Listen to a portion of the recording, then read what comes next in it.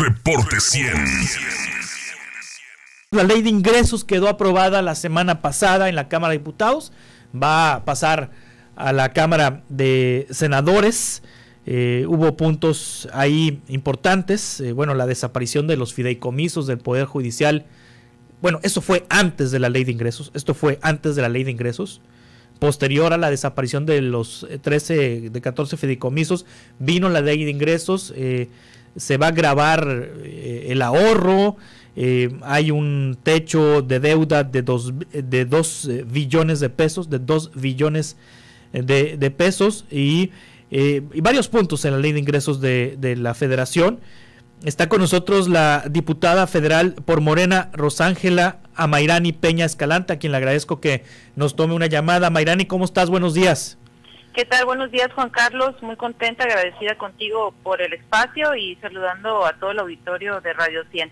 ¿Cómo estás? Buenos días. Gracias. Amairani, ¿viene algo en la ley de ingresos relacionada con los anuncios que se hicieron por parte de CFE y del gobernador Alfonso Durazo hace unas semanas para que el próximo año haya cambios en los cobros de las tarifas de la comisión y la ampliación del subsidio y toda esta parte? ¿Ya viene esto en la ley de ingresos, Amairani? Mira, antes de entrar a detalle con estos temas que estás comentando, pues sí es bueno poner en contexto al auditorio que, como comentabas ahorita en la presentación, el jueves pasado, con 260 votos a favor y 183 en contra, una abstención, y tras más de 15 horas de discusión y más de 3,000 reservas presentadas, aprobamos en lo particular la ley de ingresos para este 2024. Lo que comentas, lo que ahorita se aprobó, lo que tenemos ahorita es la ley de ingresos, es decir, en lo que el dinero que se va a gastar.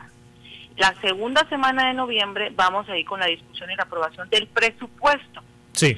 Es ahí donde vamos a tener otra discusión, otra larga discusión, y como sonorenses, los diputados federales, en lo particular te lo digo, y así como el gobernador lo ha dicho de manera pública, vamos a pelear porque dentro de estos ingresos se contemple un apoyo para el tema de Comisión Federal acá en Sonora. Sí, es decir, en la ley de ingresos todavía no establece nada que tenga que ver con las tarifas. No, la ley de ingresos es el dinero que va a ingresar a la Hacienda. Va a ingresar, exactamente. Y tenemos por otra parte para la segunda semana de noviembre el presupuesto de egresos, que es donde se va a gastar este dinero. Sí, pero en la ley de ingresos definen también los cobros que va a realizar el gobierno. En ese sentido, ¿no se definen los cobros que va a realizar CFE, por ejemplo? Porque es dinero que va a ingresar. La Ley Federal de Derechos, que también la discutimos antes de la ley de ingresos. Sí. Y sí se prevé algo parecido a lo que comentabas ahorita, pero en sí donde vamos a discutir el tema que va a ir para CFE y que vamos a poder utilizar para Sonora es en el presupuesto. Sí, en el presupuesto viene esta discusión. ¿Viene ya planteado en la propuesta del Ejecutivo? No expresamente, pero por eso viene la discusión, primero en comisiones y después en pleno, donde vamos a nosotros a forcejear ahí y a negociar y a intentar que se prevea esta petición. ¿Sí le pueden mover? ¿Sí le pueden mover? Sí, claro que le podemos mover, sí, como ahorita tú lo comentabas, la ley de ingresos, por ejemplo, hubo cambios. Sí. ¿Qué cambios, por ejemplo, hubo en la ley de ingresos, Amairani? Por ejemplo, la Secretaría de Hacienda proponía que en el tema de los ahorros sí. Se preveía que se cobrara el impuesto 1.48. Sí. Pero hubimos diputados de Morena que alegamos que pues no era lo más conveniente para la ciudadanía y quedó en un 0.50%. Sí. Por ejemplo, hubo artículos que se modificaron que no, porque se discute y se critica y se dice que el Ejecutivo manda una propuesta y que los diputados la aprobamos exactamente como la manda el Ejecutivo, y no es así, Juan Carlos. Por el contrario, sí le hacemos modificaciones y sí pensamos y sí escuchamos a la ciudadanía en sus peticiones, como por ejemplo esto que te estoy diciendo, de pagar 14.50 pesos, se van a pagar 5 pesos. Sí, ahora, pero sí se va a cobrar más. Ahora, actualmente es 0.15% que se cobra de ISR a los ahorros, ¿no? Sí. La propuesta era pasarlo a 1.48% y finalmente lo dejan en 0.50%. Sí hay un incremento de todas maneras. sí hay un incremento, Juan Carlos, pero ese incremento no representa mucho y no es malo, por el contrario, es también una manera de fomentar la inversión y el ahorro. Sin embargo, no afecta a un gran sector de la población, y como te digo, venía por propuesta de la Secretaría de Hacienda de 1.48 y logramos que se disminuyera al 0.50 después de pláticas, después de mensajes y después de peticiones de las mismas personas que les iba a beneficiar o afectar esta reforma. Sí, ¿qué otra cosa le movieron a la ley de ingresos, a Mayrani? Ahorita comentabas que se tenía una deuda. Sí. Una deuda. Sí, mira, para entrar también ahí en contexto, pues la ley de ingresos son 9 billones, de las cuales 1.9 representa la deuda. Sí. Y es muy criticado que si por qué se está endeudando. Eso también fue un tema de discusión en la sesión. Y la deuda es natural, Juan Carlos. Y las personas que saben de finanzas, de economía, no me dejarán mentir. Las grandes potencias del mundo adquieren deuda. La pregunta es, ¿para qué estamos adquiriendo la deuda? De entrada, el presidente no se había endeudado. Y el problema es cuando se adquiere deuda sin sentido. Además, hay que decirlo, el manejo de la deuda por parte del gobierno federal le ha valido un reconocimiento por parte de la OCDE, porque se dice que somos la única administración que va a garantizar el pago de esa deuda. ¿Y cómo se va a garantizar? Con el retorno de la inversión. ¿Qué tipo de inversión? El presidente no está haciendo nada que no haya dicho antes que iba a hacer. Programas sociales y proyectos de inversión. Esta deuda que se va a adquirir es para poder concluir con los proyectos de inversión como Dos Bocas, como el corredor interoceánico, el Tren Maya. Entonces ahí es donde entra sentido que el país adquiera deuda. Sí. Además que va a tener un retorno porque es una inversión. Sí, antes de la ley de ingresos fue lo de los fideicomisos, a Mayrani Peña Escalante, diputada federal de Morena. ¿Tú votaste a favor por la desaparición de estos 13 de 14 fideicomisos en el Poder Judicial? Por supuesto que voté a favor y te voy a decir por qué. Sí. Como lo dijiste al inicio, desaparecen 13 de 14 fideicomisos, ¿ok? Sí.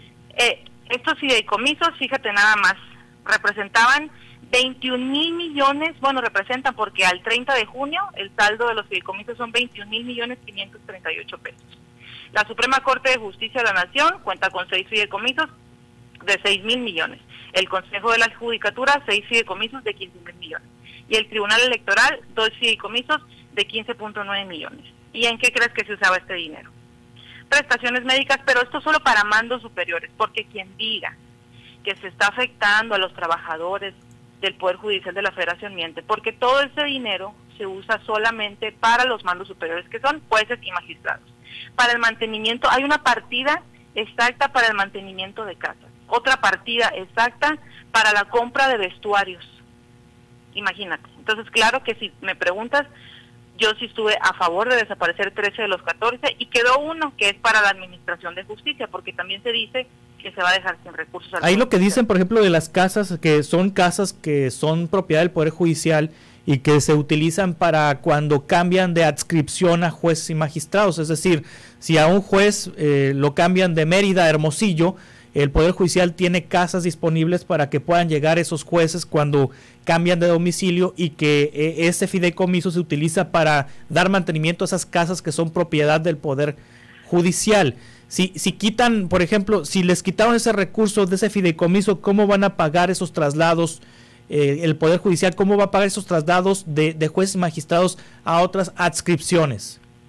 Juan Carlos, además, ellos ganan de 200,000 a 300,000 pesos, pero eso que tú me comentas... Bueno, es los ministros de la Corte. Ajá, sí. Es falso, porque además de eso de mantenimiento de casas, abajito, y ojalá te podría pasar el documento donde viene rubro por rubro bien descrito en qué se está utilizando este dinero, viene renta de casas.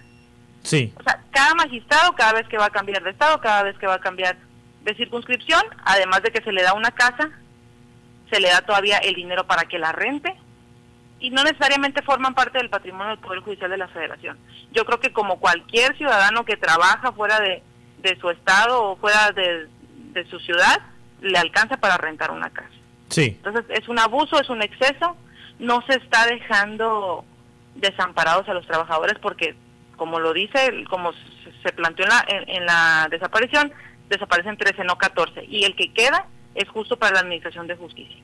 Sí, ¿y por qué estas protestas masivas en todo el país de trabajadores del Poder Judicial que se dicen afectados porque no son los altos mandos los que están, bueno, sí hubo altos mandos manifestándose, pero no son, son trabajadores de a pie del Poder Judicial, son secretarias, técnicos, son empleados de niveles de medio hacia abajo, los que han salido a las calles a manifestarse porque argumentan que hay afectaciones en sus prestaciones. Y bueno, no se trata de personal desinformado, porque son abogados y demás, están informados. ¿Por qué entonces la reacción de los trabajadores del Poder Judicial?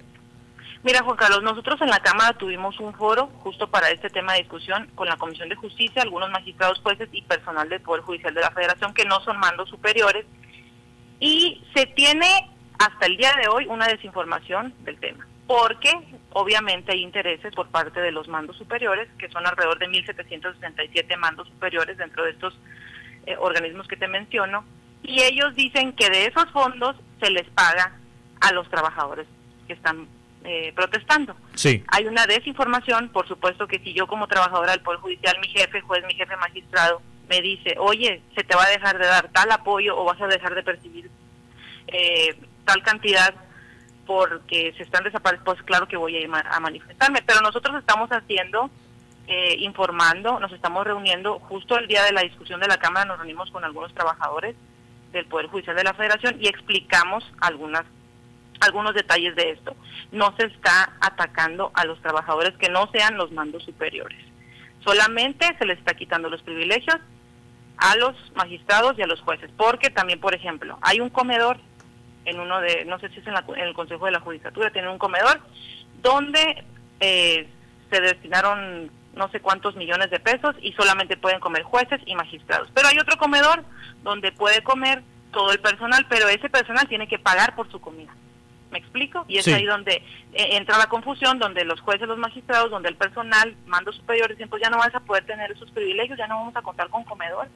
Pero al trabajador eso pues ni siquiera le afecta porque al final ellos terminan pagando su comida. Los que no pagan por sus alimentos son los jueces y los magistrados. Claro. Amairani Peña, entonces viene la discusión de los egresos. ¿Cuándo es la discusión de los egresos? La segunda semana de noviembre, Juan Carlos. Segunda de noviembre. Y ahí va a quedar establecido lo de CFE. Esperamos que ahí podamos pues tener una respuesta para los sonorenses, porque es algo que urge, es algo que el gobernador ha ido a la Ciudad de México a pelear porque se vea un beneficio, y nosotros como diputados lo vamos a hacer. En lo personal yo lo voy a hacer también, y con muchísimo gusto te voy a estar informando también a través de este medio de los resultados que se tengan. Muy bien. Tema de CFE. Diputada de Morena, Amairani Peña Escalante, muchas gracias. Gracias, Juan Carlos. Hasta pronto. Es diputada de Morena por Hermosillo, Amairani Peña Escalante. Reporte 100.